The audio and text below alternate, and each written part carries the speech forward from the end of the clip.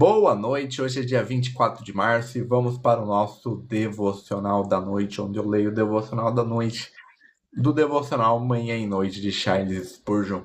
Mas antes, vamos começar com a nossa oração. Jesus, Pai querido, que o Senhor esteja presente do começo ao fim deste devocional. Que o Senhor traga para essa live todos que precisam ouvir essa reflexão sobre a sua palavra que se encontra em Lucas 10, versículo 21. Espírito Santo, que o Senhor coloque em minha boca qualquer palavra para este devocional. Agradeço por estar conosco nessa noite. Amém, amém, amém. Bom, vamos lá para o nosso devocional da noite. Começando lendo a introdução do Evangelho segundo Lucas, autor e período da escrita. Os últimos dos 3 evangelhos sinóticos não traz nenhuma indicação direta sobre seu autor.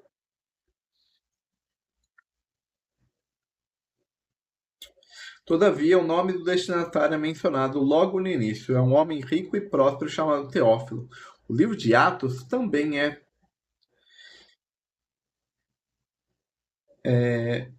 dedicado a esse mesmo Teófilo. Ambos os livros da Bíblia já foram atribuídos a Lucas no século II. Lucas, o médico amado, não era apóstolo e provavelmente também não era judeu.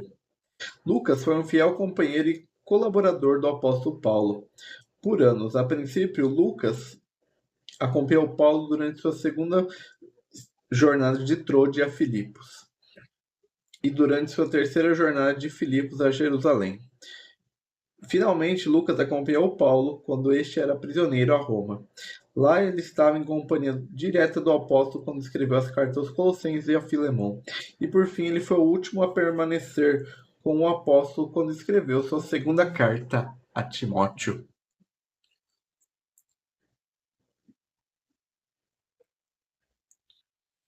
Com base nessa estreita relação entre Lucas e Paulo, o pensamento que já havia sido mencionado no século II que Paulo estava sugerindo o Evangelho de Lucas ao mencionar repetidamente a expressão meu Evangelho. No entanto, essa opinião não é sustentada. O Evangelho de Lucas e o escrito de Paulo têm o mesmo caráter universal. São direcionados não apenas a judeus, mas todos os cristãos no mundo inteiro. Não apenas aos judeus, mas a todos no mundo inteiro.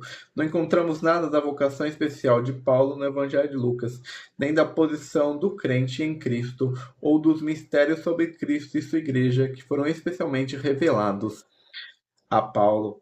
Sendo um médico, Lucas teve uma educação superior que se manifesta a partir da apresentação e estilo de seu trabalho, e não era uma testemunha ocular dos fatos que descreveu, e portanto examinou minuciosamente os relatos das testemunhas oculares. Se Lucas conhecia ou não o Evangelho de Marcos, se estava usando ou não outras fontes conhecidas apenas por ele, são todas especulações. De fato, o Evangelho de Lucas contém mais de um terço do material que os outros escritos do Evangelho não mencionam. Isso se aplica especialmente aos capítulos introdutórios e à jornada do Senhor Jesus a Jerusalém.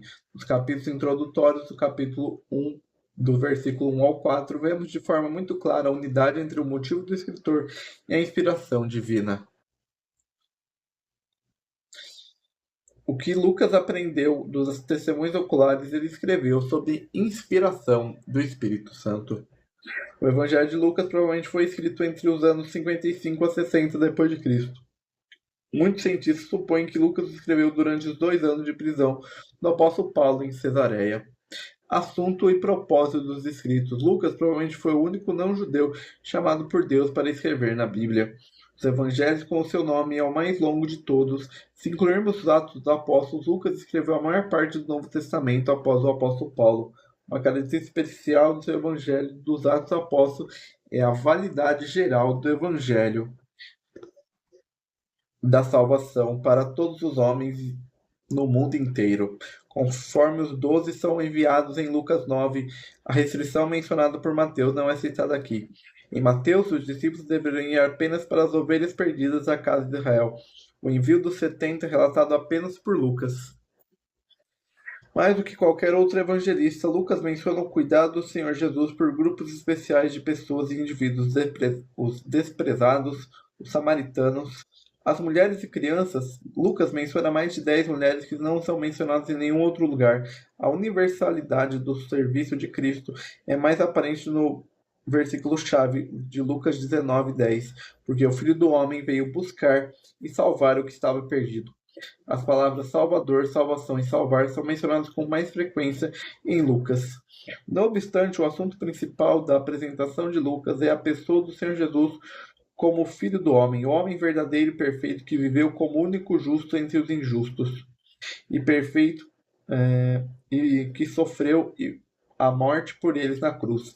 É por isso que Lucas descreve em grande detalhe a encarnação do Filho de Deus, seu nascimento, sua infância, sua obediência a Maria e José, seu crescimento em todos os aspectos. Em sua genealogia do Senhor Jesus, Lucas retoma Adão, o primeiro homem, essa genealogia de Maria.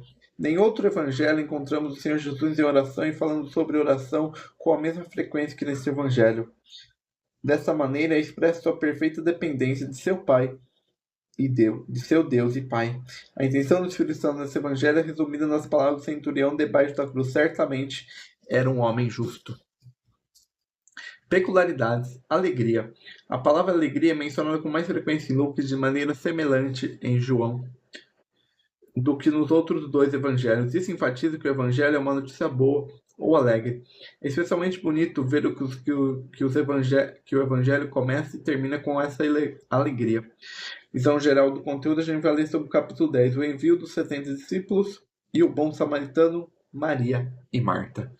E essa é a introdução da Bíblia Spurgeon do livro do Evangelho segundo Lucas. Agora vamos ler o nosso devocional da noite. Naquela hora exultou Jesus no Espírito Santo. O Salvador era um homem de dores, mas a cada mente pensante descobriu que lá no fundo de sua alma ele estava em um tesouro inesgotável de alegria refinada e celeste. Em toda a raça humana nunca houve um homem que tivesse paz mais profunda, pura e constante do que nosso Senhor Jesus. Ele foi ungido com óleo de alegria como a nenhum dos seus companheiros. Suas vastas benevolências devem ser a partir da própria natureza das coisas. Ter-lhe conhecido o prazer mais profundo possível, pois benevolência é alegria. Pois alguns dos poucos momentos notáveis que essa alegria foi manifestada, naquela hora exultou no Espírito e exclamou: Graças te dou, ó Pai, Senhor do céu e da terra. Cristo tinha suas canções, embora fosse noite em seu interior. Embora seu rosto estivesse desfigurado e tivesse perdido o brilho da alegria terrena, ainda assim algumas vezes se iluminava com um esplendor inigualável de incomparável satisfação. Ao pensar no galardão em meio à congregação, cantava o seu louvor a Deus. Nisso, o Senhor Jesus é uma abençoada ilustração de sua igreja na terra. Nesta hora, a igreja espera andar em solidariedade com o seu Senhor. Ao longo da estrada espinhosa, por mais de muitas tribulações, ela vai forçar seu caminho até a coroa. Suportar a cruz é sua missão. E ser desprezado e considerado uma estranha por seus filhos é a proporção, e assim a igreja tem um profundo poço de alegria, do qual apenas seus filhos podem beber. Há uma reserva de vinho e óleo e milho escondidos em meio à nossa Jerusalém, pelos quais os santos de Deus são sustentados e nutridos. E algumas vezes, como no caso do Senhor, temos nosso momento de intenso prazer, pois há um rio cujas correntes alegrem a cidade de Deus. Exilados que somos, nos alegremos em nosso Rei. Sim, nele temos extrema alegria, enquanto em seu nome levantamos nossa bandeira. E esse é o devocional da noite. Amanhã nós voltamos com o devocional da manhã no Instagram e o devocional da noite aqui no TikTok. Tenha um bom resto de terça-feira e até próximo. Se você não assistiu ainda o sermão dessa semana, antes de dizer haja luz, Deus disse haja cruz, assista.